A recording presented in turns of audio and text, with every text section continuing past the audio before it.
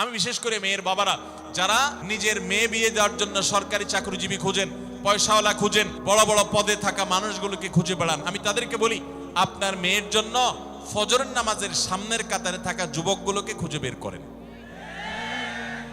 এই যে যুবকরা চিৎকার করছে সবাই ফজর নামাজ পড়েন, আল্লাহ সব যুবককে ফজর নামাজ জামাতের সাথে পড়ার তৌফিক দান করুন। ভাইরা আমার, যেই ছেলে আল্লাহকে ভয় করে, যেই ছেলের ভিতরে কোরআন এবং হাদিসের কাছে আত্মসমর্পণ করার মতো মানসিকতা আছে, এই ছেলে আর যা হোক তার স্ত্রীকে কখনো কষ্ট দিবে।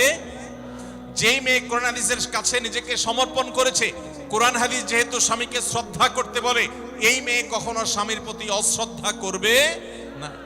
অতএব দাম্পত্য জীবনের অনেক গুরুত্বপূর্ণ একটা পয়েন্ট হলো এটা যে আপনি তার রূপ লাবণ্য, সামাজিক অবস্থান, সম্পদ, পয়সা কড়ি এগুলো দেখেন বা না দেখেন, প্রধান বিবেচ্য বিষয় হবে তার ধার্মিকতা।